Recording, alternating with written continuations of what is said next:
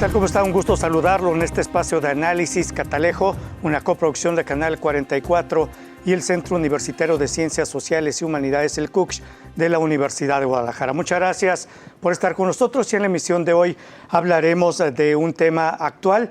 Es un tema que tiene que ver con el avance de la extrema derecha en Europa. Recientemente hubo elecciones en la Unión Europea. De esto hablaremos con nuestros invitados el día de hoy. Está con nosotros Carla Cortés Lozano. Ella es egresada de la licenciatura en Estudios Internacionales del CUCH.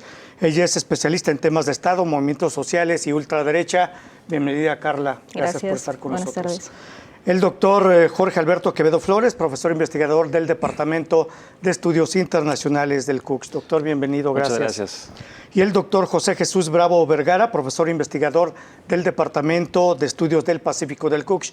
Doctor, bienvenido, gracias por estar con nosotros. Muchas gracias por la invitación. Gracias. Bueno, doy algo de contexto. Recientemente, como mencioné, hubo elecciones en la Unión Europea.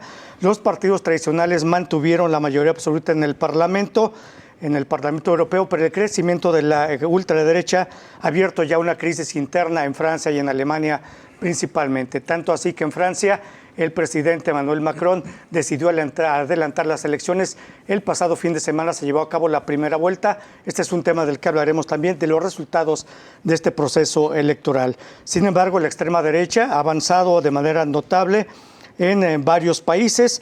Es en Francia, en Italia, en Austria, en Hungría y en Bélgica. Carla, ¿qué significa este avance de la ultraderecha precisamente en la Unión Europea? Con base a estos resultados y bueno, también los resultados el pasado fin de semana en Francia en esta primera vuelta. Bueno, para mí creo que es primero señalar que se acabó como el consenso europeo nacido después de la Segunda Guerra Mundial, ¿no? Este consenso que incluía, por ejemplo, una mayor voluntad de integración política donde los estados cedían soberanía o cedían competencias a una entidad supranacional como la Unión Europea, o esta idea de Europa como una tercera vía, ¿no? Que defendía, por ejemplo, el estado de bienestar y que ahora prácticamente ha sido desmantelada en casi todos los estados por una política de austeridad que es impuesta precisamente desde la Unión Europea, o una Europa que en su momento en ese consenso de posguerra se defendió como una entidad intermedia con capacidad de mediación para, en los conflictos internacionales, esta famosa autonomía estratégica de la que hasta hace poco, por ejemplo, hablaba Macron y que ahora quedó totalmente obsoleta, ¿no? Por la emergencia más bien de un eje que ya no es europeístas versus euroescépticos como fue hace algunos años y que también contraponía extrema derecha con las otras fuerzas, sino más bien algo que parece como fuerzas euroatlánticas, casi diría otanistas, contra fuerzas que más bien un conjunto de fuerzas heterogéneas que sí pueden incluir aquellos partidarios o simpatizantes, por ejemplo, del gobierno ruso, pero no solamente esos, porque también incluyen a fuerzas que son más bien críticas con la Europa realmente existente, ¿no? Entonces creo que lo que vemos ahora es la emergencia de un consenso bélico que es abrazado tanto por la gran coalición que se acaba de reeditar en la Eurocámara, por ejemplo, ¿no? Con esta alianza de socialdemócratas, conservadores y liberales, pero también por la ultraderecha, que yo creo que es la principal beneficiaria de un discurso de miedo que es el que permea en un clima de guerra, porque no hay que olvidar que precisamente los comicios europeos se dan en un contexto de guerra en suelo europeo, ¿no? Y además con un genocidio en curso. Y frente a estos dos temas, que es la guerra en Ucrania y el genocidio en Gaza, la Unión Europea se ha posicionado de tal manera que creo que resulta más que sintomático de su descomposición política, ¿no? Porque está enfrentándose con viejos monstruos, ¿no? Con sus viejos fantasmas, entre ellos el ascenso de una ultraderecha que está precisamente marcando la agenda y condicionando el debate público ahora. Muchas gracias. Doctor Jorge Quevedo, su opinión sobre este avance de la ultraderecha. Bien, bueno, yo ahí lo que podría identificar, lo interesante de esto es dos escenarios, ¿no? El escenario europeo y el escenario nacional. Las condiciones es de que se vota a un parlamento multinacional. Estamos hablando, son 27 estados los que están dentro de la Unión Europea en este sentido, en este contexto. 380 millones de personas, de europeos, fueron citados a las urnas. Y bajo ese contexto se puede identificar, insisto, estos dos escenarios, ¿no? Uno, el primero, el que se vota a nivel europeo, desde la perspectiva nacional. Y suele pasar, como se ha dado en las anteriores votaciones a los parlamentos, esta es la 10ª legislatura del Parlamento Europeo desde 1979, en el cual se están identificando los problemas nacionales que se trasladan. Las cuestiones domésticas se van a la esfera europea. Entonces, al ciudadano francés, al ciudadano alemán, al ciudadano español, el problema es Bruselas, y el problema es Bruselas. Y todo lo llevan para allá. Entonces, si tienen problemas internos, por ejemplo, los países del sur que se ven afectados con el caso de la migración, pues por supuesto que esto lo van a sacar y lo van a revertir en las urnas. El caso de las cuestiones de la inflación, el caso de las cuestiones de la seguridad, todo lo que tuvo que ver con la pandemia y todos estos escenarios. Por lo tanto, al votar a nivel europeo, se generan cuestiones a nivel local. Por lo tanto, y esto genera descontento en las distintas sociedades, en los distintos pueblos que van a estar ahí, y pues lo hacen y es en voto de castigo. Y que hemos visto desde hace 3 legislaturas ese pequeño ascenso, que ya no es tan pequeño, ya ha ido un aumento que empiezan a poner las alarmas dentro de las cuestiones del Parlamento Europeo. En este momento todavía no les alcanza, pero sí tendríamos que identificar este ascenso del grupo de los reformistas o la identidad de los conservadores y la identidad democrática, que son los grupos que se van creciendo según las estadísticas que tenemos para esta legislatura. Y hay una cuestión ahí bien interesante en esta nueva conformación que se va a dar del Parlamento, que son los de los no inscritos. O sea, antes eran los que no tenían partido, que eran un poco, ahora los no inscritos son los que van a salir, se están saliendo de los populares y se están yendo a este grupo y formar un nuevo grupo. Pero hay condiciones y hay candados para esto que tiene el mismo Parlamento, ¿no? Se necesita estar presente en más de 15 países, tener un cierto porcentaje de votos, por lo tanto no les va a alcanzar. Pero va a ser importante la decisión. En este momento se tendría que ver. Entonces yo vería 2 escenarios ahí, insisto, el europeo y el nacional. ¿Qué pasa después de ello? En el nacional, pues vamos a tener las cuestiones de la crisis que se dan en Francia, en Alemania, en Bélgica, en Holanda. También vamos por ver por ahí, y en algunos otros que ya venían con esta situación, el caso de Italia, el caso mismo de Hungría, por ahí también la República Checa, ya en los datos que podemos identificar ahorita. Entonces, eso podríamos abundar un poco más adelante, si quieres. Muy bien, muchas gracias, doctor. Doctor José Jesús Bravo Vergara. Sí, gracias. Bueno, estamos viendo el avance de una derecha que obviamente es proclive también a este aspecto de la migración internacional, ¿no? Fundamentalmente estamos viendo 2 situaciones que desde hace algunos años ha permeado bastante en Europa, y me parece que eso ha sido también un punto muy relevante a tomar en cuenta. Por ejemplo, la migración proveniente de Siria, después de las guerras civiles, que por cierto, hay que señalar que los propios europeos también tuvieron intromisión, en el caso de Siria, especialmente Francia, Reino Unido fundamentalmente, ¿no? Y la cuestión evidentemente de la guerra en Ucrania, a final de cuentas, incluso, como se señalaba en algún momento, era una especie de migración selectiva la que están llevando a cabo. La migración que ellos consideran una amenaza para el ámbito social, pero también una amenaza para el ámbito cultural, étnico incluso, y desde luego en el ámbito cultural la visión de la religiosidad, aunque no sean ya tan practicantes, digamos, institucionalmente los europeos del cristianismo, pues sigue siendo una parte muy importante de su cultura, y es ahí donde empieza a arraigarse más estos principios de la derecha, ¿no? La cuestión de lo individual frente o versus lo colectivo, lo individual, pero enarbolando también esta visión de la nación, de lo cultural, que esa es, digamos, la diferenciación que se puede hacer entre la derecha en la actualidad y lo que era el fascismo en su momento, porque ellos hablaban de nación versus individualidad, sí, pero de nación nacional propiamente dicho, la nación, la cultura. Y lo que se está presentando hoy en día es con la migración, evidentemente, pues necesitan los países soltar más recursos para dar provisiones de mejor vida a la población dentro de un territorio. Entonces, desde ese punto de vista, obviamente las élites o los mismos europeos que se asumen como tal, o incluso algunos europeos descendientes de personas de las antiguas colonias de los países europeos, también asumen ese peligro incluso para ellos, ¿no? Entonces, eso va a ser importante, o creo que ha sido importante esta cuestión de la migración en un entendimiento de doble rasero, de un doble estándar respecto a la migración que viene de países que consideran, insisto, étnicamente diferentes, culturalmente diferentes, religiosamente diferentes, y una migración proveniente de un país que obviamente además agredido, válgame la situación aquí, de un país como Rusia, que representa además una amenaza en términos generales, también civilizacionalmente, al occidente, a la civilización occidental, en este caso. Gracias, doctor. Vamos a hacer una pausa, la primera en esta emisión, y ya volvemos.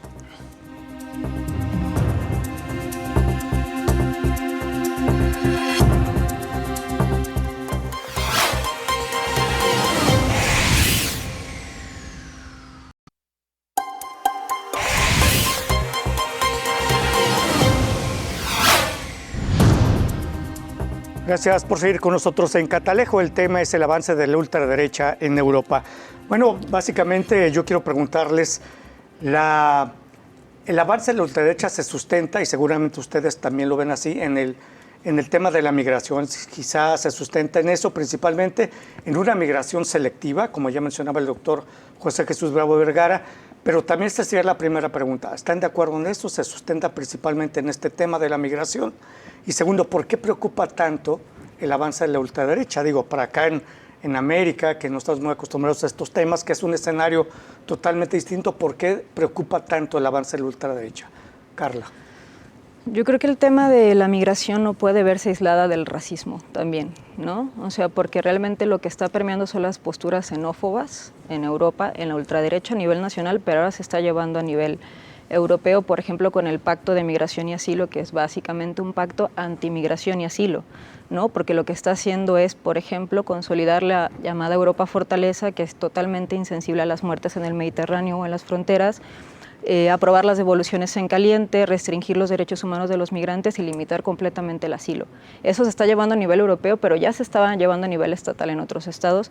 Por ejemplo, lo que mencionábamos ahora en Francia, ¿no? Desde Sarkozy, que propuso, que fue una propuesta de Le Pen padre, lo de este Ministerio de Inmigración e Identidad Nacional, la propuso Sarkozy, después se echó para atrás, pero el mismo Macron acaba de aprobar el año pasado, una ley que fue aprobada con los votos de Le Pen, con los votos de la Agrupación Nacional, que es súper restrictiva en derechos también para los migrantes, porque, por ejemplo, aquellos nacidos en Francia, pero de padres extranjeros, ¿no? Que vengan de otro lado, ya no pueden adoptar la nacionalidad en automático como antes se podía.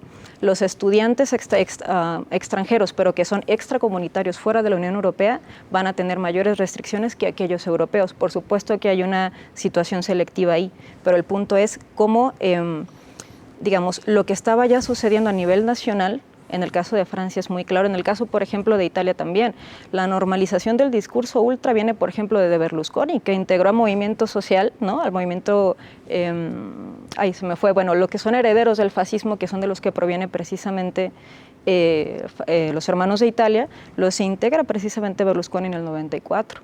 Y después se integra también la Liga Norte, que es un partido etnonacionalista o etnoregionalista, que no nos olvidemos, por ejemplo, cuando Salvini era ministro del Interior de Italia, como hubo incluso una crítica de Europa cuando no permitió el desembarco de un buque humanitario con cientos de migrantes, y la propia Unión Europea lo criticó, y ahora es la propia Meloni la que está llevando adelante esa política, por ejemplo, con su hostigamiento a las ONGs rescatistas, y esto se está llevando ahora a nivel europeo con un pacto de antimigración y antiasilo, ¿no? Entonces, digamos que es preocupante, pero no sorprendente, porque si vemos los casos nacionales ya se estaba dando.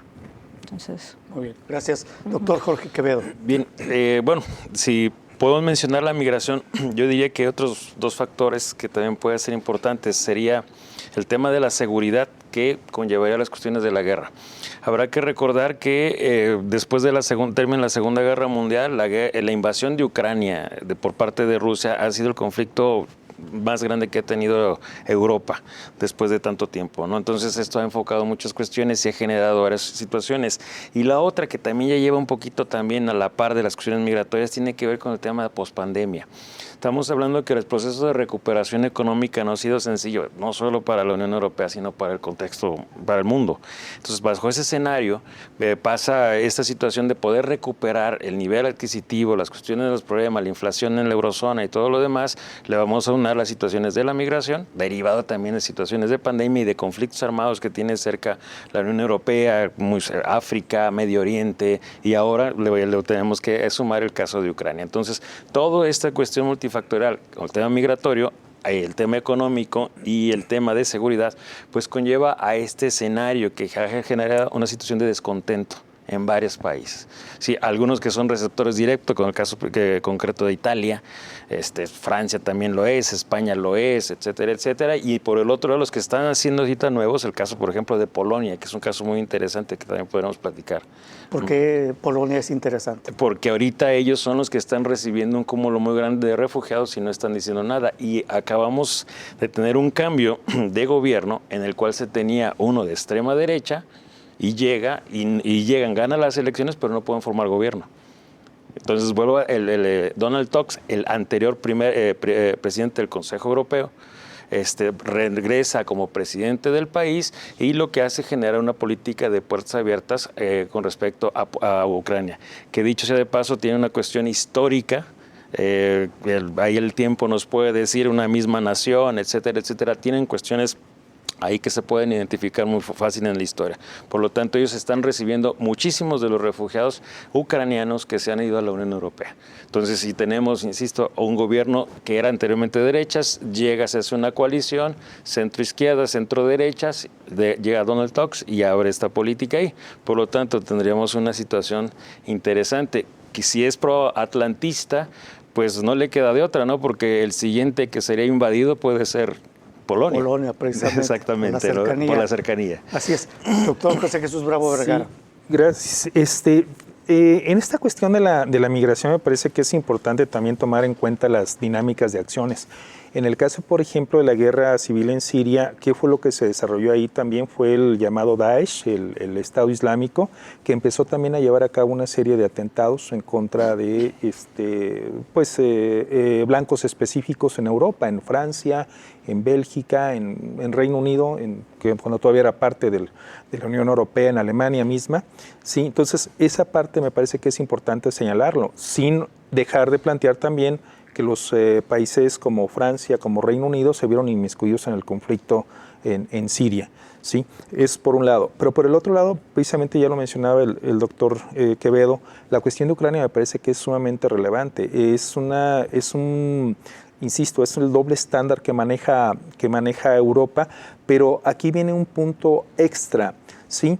Es interesante señalar que en el caso, por ejemplo, de Siria, fueron menor la cantidad de personas que emigraron en comparación con lo que ha pasado en Ucrania. En Ucrania van 7 millones de personas que migran hacia afuera de Ucrania, 7 dentro, eso, bueno, no sería el tema, pero 7 fuera de Ucrania, 7 millones fuera de Ucrania. ¿Y a dónde han ido la inmensa mayoría? Precisamente uno de los países que habla el doctor Quevedo, Polonia, ¿no? Que hay una historia, la parte occidental de Ucrania, o la mayor parte de Ucrania fue en algún momento parte del llamado reino de los Jagellones, el reino polaco-lituano en su momento, sí, pero aparte, obviamente, los ucranianos que están en otras partes de los países de la Unión Europea. Si a eso le sumas también a el episodio que sucede hace 30 años, que empieza este gran desmán, por decirlo de alguna manera, de migración de estas fuerzas centrífugas del Estado soviético que desintegra, del Estado yugoslavo que se desintegra en medio de las guerras, pues estamos hablando que esto es una situación que viene desde bastante tiempo atrás, pero que se ha configurado ya en los últimos años y que precisamente ahorita está haciendo crisis. Me parece que es algo importante lo que señala Carla, que es la cuestión de el racismo. El racismo que es también, o que tiene que ver no nada más con la parte de la etnicidad, sino también con el elemento cultural. El hecho de que se rechace o se identifique como una amenaza a la cultura, a la seguridad social, a tener que además dar presupuesto para dar un nivel de vida a esta población que llega de otros países, me parece que es importante. Y lo que en algún momento se estaba señalando es cómo hacerlo. No todos los países reciben, por ejemplo, la migración por ejemplo, la que viene de Siria, la que venía de Siria. Los principales países que la recibieron en Europa fue fundamentalmente Grecia, por ahí Bulgaria un poco más, Rumania un poco más, y para de contar. pero los países de la Unión Europea que no querían recibir a las personas de Siria, los refugiados de Siria, pues tenían que dar también aporte dentro del marco de la Unión Europea para que estos países pudieran ser su espacio de asilo. Entonces, y seguramente decían, ¿y yo por qué tengo que aportar? ¿Y yo por qué tengo que aportar? Que es el tema económico que mencionaba el doctor Jorge Quevedo. Así es. Bueno, vamos a abundar en este tema, vamos a hacer una pausa, regresamos a Catalejo.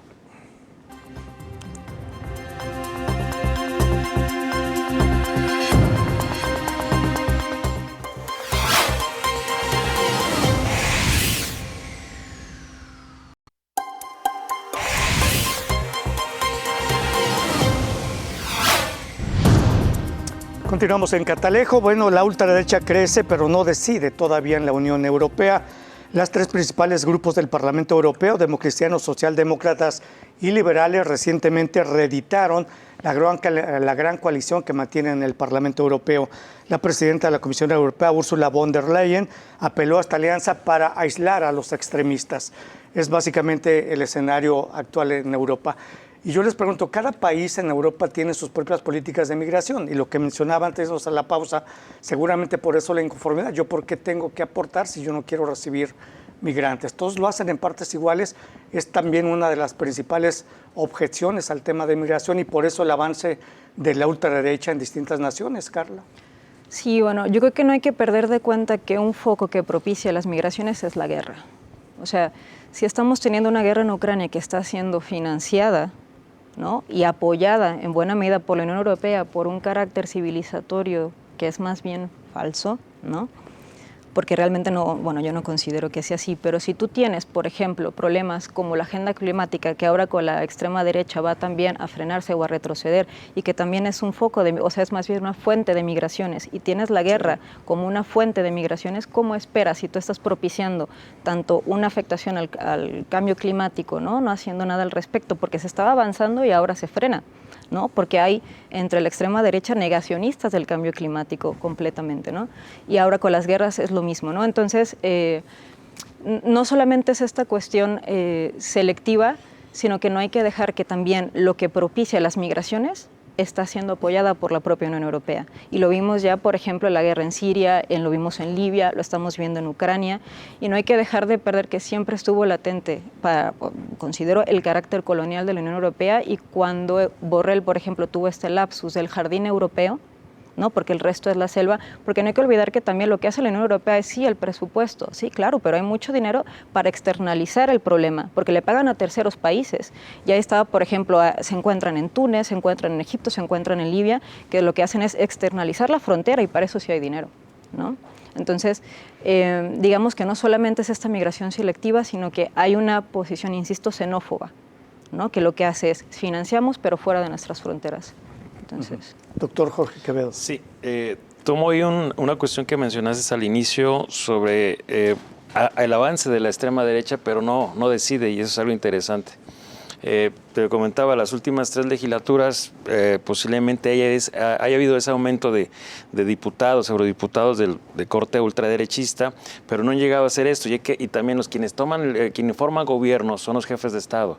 El Consejo Europeo está formado por los 27 jefes de Estado y de Gobierno de los 27 países. Y en este momento, bueno, ya se ha generado el proceso para generar ese gobierno, ¿no? La cuestión que se da ahí. Hay 2 excepciones en estos 27, Meloni y Orbán, Italia y Hungría. Entonces, en este sentido, ¿qué es lo que tuvieron que hacer? Asumir varias cuestiones. Por ejemplo, ya se dio la propuesta para formar gobierno, von der Leyen repitiendo en la Comisión Europea, Antonio Costa es primer ministro de Portugal como presidente del Consejo, y la polaca Kallas, que justamente la propone Donald Tusk, como alta representante de la política exterior. ¿Qué sucede ahí? La votación de Meloni fue abstenerse, y del de Orbán en contra. Entonces, bueno, como se toman las cuestiones por mayoría, que ese es un proceso que ha cambiado ya en la toma de decisiones de la Unión Europea, se ha generado esto. Y mucho tiene que ver, insisto, por eso te mencionaba la esfera nacional versus la esfera europea. Meloni, en su campaña de dentro de Italia, para tratar de unir y de generar consensos, fue su bandera la migración. Todo vamos a luchar en contra de la migración. Traía un discurso sumamente agresivo. Llega a el Consejo europeo con los 27 sentados, ¿qué es lo que tienes que hacer? Bajar el nivel y entrarse ahí. Por lo tanto, no, avanza pero no decide, y eso es algo importante. Bien, ¿qué es lo que van a hacer los demás? Tienen que tomar las medidas pertinentes para hacer esto. Ya lo mencionaba Carla hace un rato. Bueno, pues sí, en diciembre se tuvo que tomar ¿cómo se llama? Documento, todavía es algo que es algo interesante de análisis, sobre la política de migración y asilo. Y que se tiene que revisar, estuvo en contra Meloni, etcétera, etcétera, pero se dio un consenso y se generó. Y ahí es donde están las propuestas. Entonces, muchas de ellas es retornar migrantes a hacer esta triple frontera, que bueno, no es el tema, ¿no? Pero será para otro buen escenario, lo que nos ha hecho Estados Unidos con los migrantes que están en la frontera norte. Claro. Y que nosotros seguimos recibiendo. Y si vienen a endurecerse más las medidas, vamos a hacer lo mismo que hace la Unión Europea. Y México le está pidiendo que los regrese directamente a su país. En el caso de ellos, ¿qué es? Bueno, estarlos ahí afuera. Había un tema por ahí. ¿Quién es el que recibieron? Bueno, pues el que recibió gran parte de los sirios que hace rato comentaban fue Alemania. Con Angela Merkel, y bajo presupuesto. Y a los otros países, habrá que decirlo ahí, fue decirles que tenían que abrir sus fronteras o sus lugares para esto. Y hay que recordar algo. El motor económico financiero de la Unión Europea en este momento sigue siendo Alemania y Francia. Y es donde se toman las decisiones. Y los demás también aportan con la salida del Reino Unido, lo de que es el Brexit, bien, pues el ascenso de España, está Italia también ahí, y vemos los distintos cortes que se pueden generar. Podremos hablar después de las fracturas que se dieron a nivel nacional con estos ascensos. Ahora sí que uno de los que tuvo una situación de daño colateral fue Francia, ¿no? Porque tuvo que generar condiciones para nuevas elecciones. Claro. Doctor José Jesús Bravo. Me parece que es importante señalar, si vamos a un punto que es muy, muy relevante en el entendimiento de la funcionalidad de la Unión Europea, es que se trata de un mercado común, la Unión Europea. Cuando hablamos de mercado común, es un nivel de integración que plantea el libre tránsito de los factores de la producción, en este caso la mano de obra. Entonces, era algo que ya tenían muy internalizado desde hacía mucho tiempo, cuando se da el Tratado de Maastricht fundamentalmente, anteriormente al Tratado de Maastricht, cuando nada más era cuando era la Comunidad Económica Europea, propiamente dicho, y que siguió existiendo durante algunos años. No sé, ahorita estoy un poco desenfocado de este punto, pero se da mucho lo que es el Fondo de Apoyo para las Regiones Atrasadas, el famoso FEDER.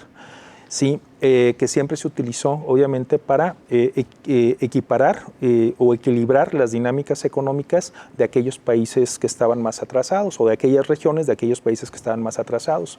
Y recuerdo bien, hace 30 años hablaba que los países que más habían sido favorecidos por esta situación habían sido España, Portugal, Irlanda, Grecia, propiamente dicho. Y posteriormente, cuando se da la caída de la Unión Soviética, obviamente el final de la Guerra Fría, la caída de la desintegración de Yugoslavia, y que empieza a ampliarse la Unión Europea en 2004 con la inclusión de 10 países del ex bloque soviético y algunos otros por ahí también, y posteriormente que se va ampliando con Bulgaria, con Rumania, se sale Reino Unido, pero bueno, hay 27 países ahorita en la Unión Europea, y esto es un punto importante a señalar. Sí, son países que en su inmensa mayoría tienen una cultura además de índole occidental, y todo eso es importante llevarlo a cabo o entenderlo. Es una recepción o se entienden bien. De repente, ese es el gran problema que existe con la migración, cuando llegan personas que no pertenecen, insisto, a la cultura europea propiamente dicho, o que históricamente han tenido algún tipo de pugna con la Unión, con la civilización europea. Me parece que eso es un punto muy importante, y en ese sentido, insisto, se ha visto bastante limitada, digamos, a recibir y aceptar y hacerlos parte de esta sociedad a la gente migrante de ciertas zonas, de ciertas regiones, ¿no? Fundamentalmente la parte de Siria, las cuestiones también de índole presupuestal, por ejemplo, la cuestión ecológica, que me parece que es muy importante. Uno de los mayores entidades comprometidas con el cambio climático, con tratar de detener el cambio climático, era precisamente la Unión Europea, y de repente esto se está deteniendo a partir, obviamente, de la visión de que esto va a tener que plantearse un gran presupuesto para poder llegar a esos puntos. ¿Qué es lo que sucede? Que empieza entonces a haber una retracción en ese proyecto. ¿Por qué? Porque hay que dar una mejor visión económica, un mejor planteamiento económico a la gente que está demandando que haya esa mejor condición económica, ¿no? Sobre todo en este caso, en el entendimiento de todo lo que se tiene que invertir para llegar a una economía verde, propiamente dicho. Entonces también está bajando en ese sentido el nivel de las responsabilidades que tiene la Unión Europea, entre otras tantas, ¿no?, que podríamos señalar. O sea, que unos aportan más y otros menos. Otros menos, así es. Y el motor de la Unión Europea, como bien decía el doctor Quevedo, ¿no?, siempre han sido, siempre, desde el inicio, Francia y Alemania. Okay. Gracias. Vamos a hacer una nueva pausa, regresamos a Catalejo.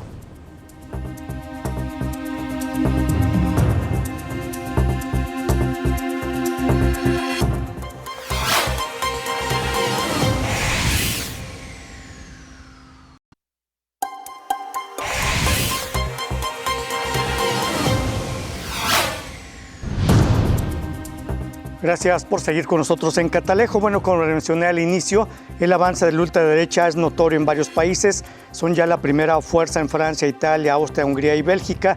El caso francés es el más destacado. De hecho, en la elección europea, la agrupación nacional de Marine Le Pen sacó más del doble de votos que la lista respaldada por el presidente Emmanuel Macron. Esto lo obligó a adelantar elecciones que se llevaron a cabo el pasado fin de semana. Y los resultados fueron históricos. De hecho, tuvo Emmanuel Macron una derrota histórica y humillante. Quedó en tercera posición con apenas el 20% de los votos. Ganó Le Pen con el 33.5%, seguida de la izquierda de Mélenchon con el 28.1%. Francia está que arde con estos resultados. Pero ¿qué indican estos resultados? ¿Qué les señala a ustedes estos resultados en Francia, que puede ser un reflejo de lo que podría ocurrir en otras naciones, este avance de la ultraderecha? Carla. Pues para mí es un claro voto de castigo contra el proyecto de Macron, ¿no? O sea, definitivamente en las elecciones europeas no alcanzó ni el 15%, ¿no? Mientras la ultraderecha subió muchísimo. No es la primera vez que se posiciona, en primer lugar en unas elecciones europeas, ya había pasado, pero en esta ocasión llegó con mucho más fuerza, y lo que llama la atención es que si bien mediante este voto se impugna este extremo centro liberal que representa Macron, él no dimite. Lo que hace es disuelve la asamblea y que los demás se jodan, ¿no? Y llama la atención la maniobra porque si bien hay un ascenso claro de Le Pen, ¿por qué entonces tomas ese riesgo? Sabiendo que acaban de pasar los comicios europeos y ahora te avientas unas legislativas, es probable que le abras la puerta a un gobierno de ultraderecha, esta famosa cohabitación, ¿no? Que si es que llega, digamos, un porcentaje considerable de votos, regrupación nacional. Yo creo que es una impugnación al gobierno de Macron, y yo creo que también no contaba con un reagrupamiento tan rápido de las diferentes fuerzas de izquierda que finalmente formaron el nuevo Frente Popular, ¿no? Como en una reedición de lo que pasó en el 34, donde se unen socialistas, comunistas, verdes o ecologistas y el Partido de la Francia Insumisa, porque finalmente yo creo, mi hipótesis es que lo que quería era prácticamente polarizar, es decir, somos nosotros, el famoso cordón sanitario republicano en Francia, ¿no?, contra la extrema derecha que funcionó en su momento, pero que ahora no contaba con el ascenso de el nuevo Frente Popular, que quedó en segunda posición en las elecciones, ¿no? O sea, es interesante porque es un reflejo rápido de la izquierda que prácticamente desdibuja al macronismo a nivel francés. Y lo interesante es que ahora se están planteando retirar las candidaturas que vayan en una tercera posición. Propuesta de precisamente, Mélenchon, ¿no? Propuesta de Mélenchon, que después también el propio Macron dice, queremos hacer, como dijo, una respuesta democrática, ¿no? O sea, democrática y republicana, pero él no dio una instrucción de voto. O sea, él simplemente dejó a libre albedrío de sus votantes, cosa que hicieron los republicanos también, pero Mélenchon sí dijo, ¿no?, directamente aquí, ni un escaño más a la ultraderecha. Entonces, las candidaturas que vayan en tercera posición de nosotros la vamos a retirar para precisamente polarizar y que el voto no se vaya a la ultra. Entonces, creo que la izquierda lo tiene claro, pero Macron juega con esta ambigüedad porque también no hay que olvidar que en las elecciones francesas son 577 circunscripciones y en cada circunscripción es como una pequeña elección presidencial. Entonces, va a depender de cada circunscripción qué tanto se juega, y ahí lo interesante es que no hay una instrucción de voto ni de los republicanos ni del partido de Macron, pero sí de la izquierda, que tiene claro que tiene que tener un cordón sanitario frente al ultraderecho. ¿Y por qué no ha dimitido Macron? Eso porque primero, bueno, no hay que olvidar que Francia es un régimen presidencialista, ¿no? O sea, muy presidencialista, y lo que llama la atención es esta suerte de coqueteo con el bonapartismo de Macron, ¿no? Y es lo interesante, porque si es un voto de castigo a tu proyecto, porque tu partido fue el más castigado, ¿no?, el más perjudicado en estas elecciones europeas, ¿por qué disuelves, por ejemplo, la Asamblea Nacional, que es donde está representada la pluralidad política de Francia? No tu proyecto que fue impugnado o castigado, sino la pluralidad de fuerzas. Yo creo que fue una estrategia bastante temeraria y que no le está funcionando. Al parecer no va a funcionar, pero ya veremos qué sucede, porque tal como parece, o sea, es posible incluso que pueda alcanzar una mayoría absoluta Le Pen. Eso sería lo más preocupante, siempre y cuando no haya un freno claro republicano, un cordón republicano, que esa es también la cuestión. A nivel europeo, por ejemplo, von der Leyen abrió la puerta a pactar con Meloni. ¿Dónde está el cordón con los conservadores y reformistas de Europa, ¿no? ¿Dónde está el cordón sanitario a nivel europeo? Ese es el problema, que ya no lo estamos viendo ni a nivel nacional, hay coqueteos ahí medio peligrosos, pero a nivel europeo también. Están los europeístas buenos, los euroreformistas, porque ya no son ni euroescépticos, de conservadores y reformistas, que son Meloni, los polacos, Vox, ¿no?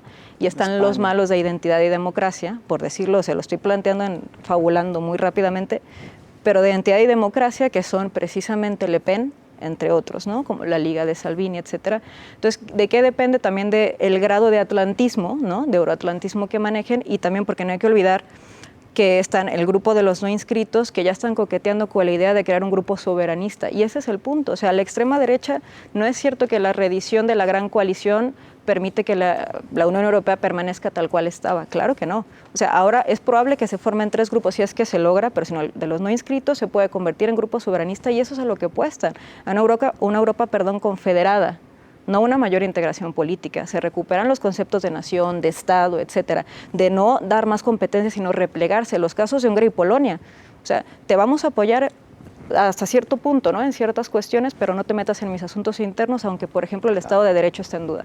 Es decir, por eso el temor del avance de la ultraderecha, porque se retrocedería en derechos ya adquiridos, ¿no? Doctor Jorge Quevedo. Sí, un poco la reflexión que tiene que ver con la paliza que recibió Macron, ahí se le puede denominar, también tuvo que ver con las cuestiones propias que él generó, este sistema de pensiones, o la reforma al sistema de pensiones que botó todo el pueblo francés a las calles. Aquí le está pasando la factura. Entonces no fue una medida correcta, o sea, el aumentar los años de jubilación y todas estas cuestiones es una primera situación ahí importante. El otro escenario que yo veo y que planteo en el caso de Francia, pues, también lo trato de identificar, y Alemania no estaba tan alejado de esto, nomás que Alemania no convocó a elecciones. Claro. Alemania tiene elecciones en septiembre. Entonces, lo que habrá que identificar ahí y habrá que ver es qué es lo que sucede con las coaliciones. El partido de Schurz también se vio mal con la coalición que se tiene en este momento. Entonces, a ver los resultados que se darán en septiembre. Viendo ahí la segunda vuelta de Francia y las elecciones en Alemania, lo podemos repetir esto, si quieres, en octubre, y ahora sí vamos a ver foco rojo, y ahora sí vamos a ver qué, porque serían los dos grandes países que son la locomotora económica, que son quien toma las decisiones, y puede haber esos cambios. Ahora sí ahí sí tendríamos una situación de la extrema derecha que llega, imagínate el escenario, el partido de Le Pen, y acá llegarían los democristianos al caso alemán, en ese sentido. Y el otro, muy rápido ahí, es lo que comentaba Carla, ese coqueteo que se da populares, que son los democristianos y socialistas, los dos grandes partidos tradicionales en el Parlamento Europeo, que son de las grandes familias políticas europeas. Y si es cierto, las 7 hasta ahorita, para que se puedan inscribir, vuelvo a retomar esas cuestiones importantes, y que se genere ese grupo de no inscritos, tendría que hacerse con un número mínimo de 28 diputados en 7 estados. Por lo tanto, para que esos inscritos tengan esa situación y se creen una nueva familia en el Parlamento y tengan todas las condiciones. Hasta ahorita en este momento son los 7, se acaba de generar uno hace muy poco, ayer, en el cual Hungría, un grupo de eurodiputados populares se cambia a los no inscritos a formar un nuevo grupo de ultraderecha de Hungría, de República Checa y de Austria, liderados por Viktor Orbán. Entonces, en este sentido, ellos van a estar ahí. Vamos a ver en qué condiciones están, si logran tener los 7 estados, si logran tener más de 23 eurodiputados para empezar a generar y mover estas situaciones y no enfrentarse. Tal parece que, insisto, la extrema derecha también tiene sus ¿cómo se llama? Sus divisiones, ¿no? Uno pensaría que Meloni y Orbán es lo mismo, pero creo que no. Sí, y vamos a ver cómo será la ultraderecha con Le Pen, que también tiene sus propias condiciones, ¿no? Y también tendríamos que ver lo que pasa en Alemania. Muy bien. Gracias, doctor. Vamos a hacer una pausa breve. Regresamos con el doctor José Jesús Bravo Vergara y ya la parte final de esta emisión de Catalejo. Volvemos.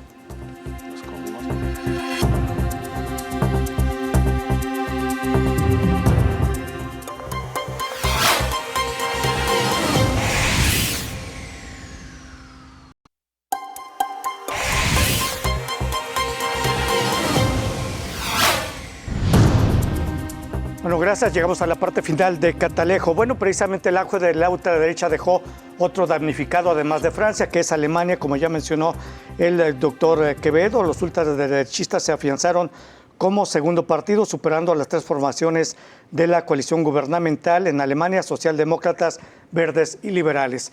Doctor, llegamos a la parte final de sus conclusiones sobre el tema, precisamente. Y bueno, ya se habla en Francia, por ejemplo, de un joven, 28 años, Jordan Bardella, joven ultraderechista, discípulo de Le Pen, que puede ser el próximo primer ministro, dicen.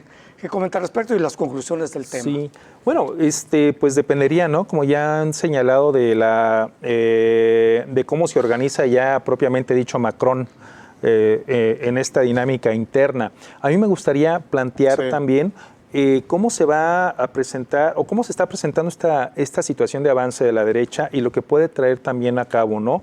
Me parece que, los puntales de la situación evidentemente son Francia, lo que pasó pues ahora el pasado fin de semana, y desde luego lo que puede pasar en Alemania en septiembre, como ya se mencionaba, pero que hay también de lo que ya se ha presentado propiamente dicho, en Italia con Meloni, en Hungría con Orbán.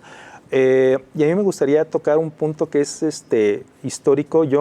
Me gusta mucho la cuestión histórica y tengo que señalar, por ejemplo, que la Europa que está desarrollándose ahorita tiene algún matiz. Yo no diría que es igual o que es una similitud clara de la década de 1930, pero pareciera que trae algunos matices de la década de 1930.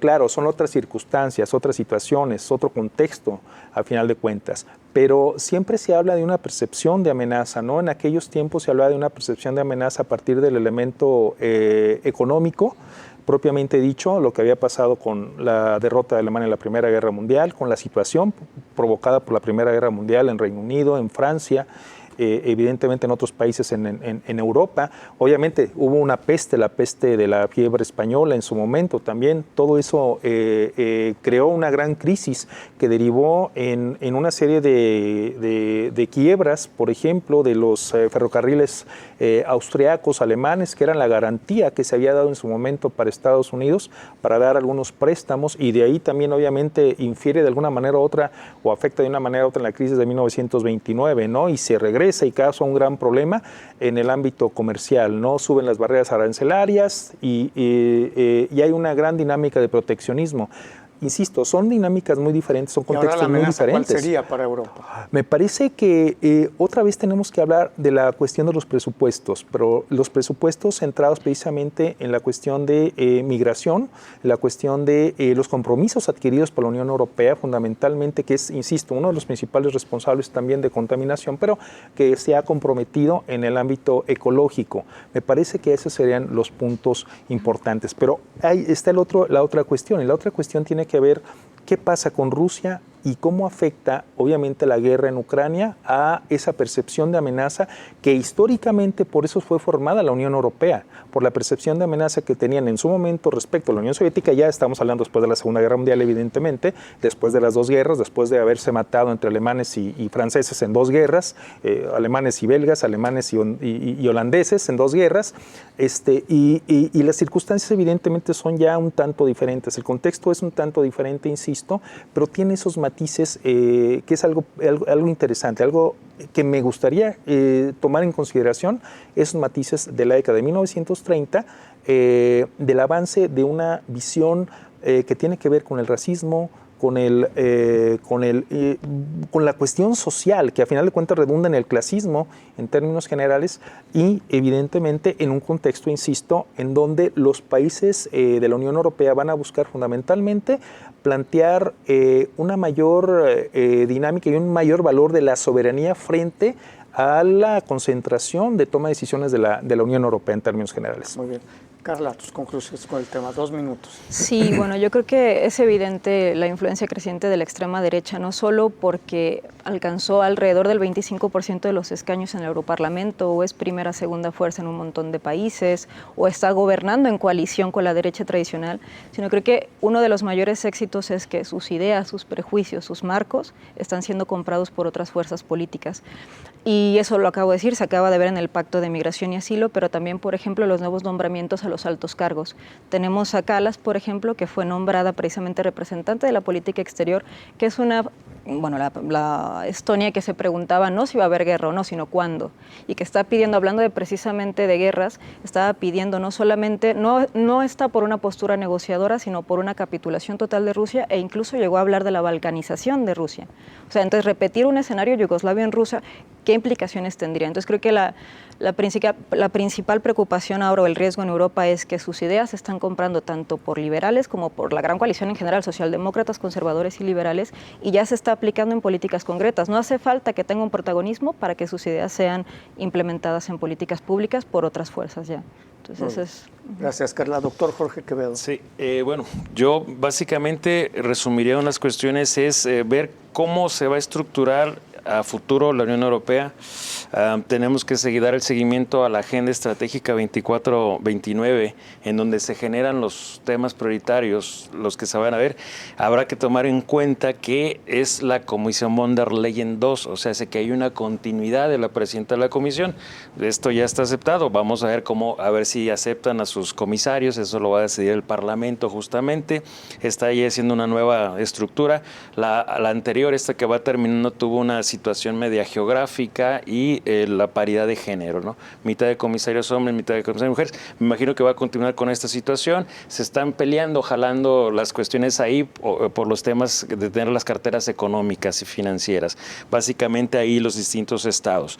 Ese por un lado, y tendremos que ver cuáles van a ser las prioridades a los 5 años futuros. Y yo, desde mi punto de vista, las prioridades que tendrían que ser es la parte económica, la cooperación y la seguridad. En ese orden, yo diría que se van a enfocar mucho más a los temas de seguridad, y ahí es donde me preocupa esto.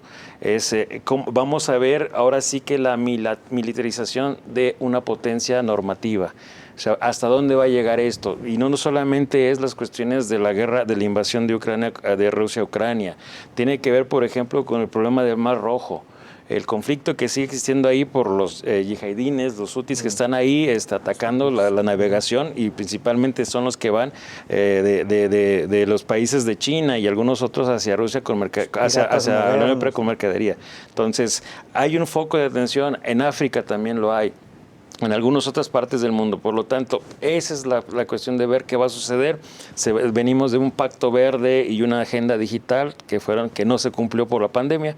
Ahora vamos a ver cuáles son las prioridades de aquí a 5 años, que desde mi punto de vista va a ser más seguridad, más cuestiones militares y menos a la otra parte económica y a la cooperación, ¿no? ¿Mayores restricciones a la migración también? A la migración, por supuesto. Esa es una situación que va a ser una situación. Lo que busca la Unión Europea en el tema migratorio es una migración segura y ordenada, como establece la Organización Mundial de las Migraciones. En ese sentido, pues bueno, vamos, eso es lo que buscan. Europa requiere de migración. Es un continente viejo. La mano de obra la van a requerir, pero le requieren que sea Población envejecida. ¿Y quiénes son los que van a pagar ahora sí que las pensiones de los que están trabajando ahorita? Ese es el gran problema que preocupa a los ciudadanos. Y bueno, que lo que es selectivo, claro, es diferente aceptar a un migrante ucraniano, a un migrante sirio o a un migrante africano. Una migración segura y ordenada, pero que no todos están de acuerdo, ¿no? Exacto, cada Ese es quien el tiene sus problema. prioridades. Sí. Muy bien, pues les agradezco que hayan estado con nosotros en esta emisión de Catalejo. Muchas gracias.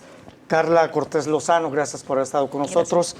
Doctor Jorge Quevedo Flores, gracias por haber estado con nosotros. Y José Jesús Bravo Vergara, gracias por haber estado con nosotros en esta emisión de Catalejo. Sobre todo, muchas gracias a usted. Nos vemos y escuchamos en la siguiente emisión de Catalejo. Gracias.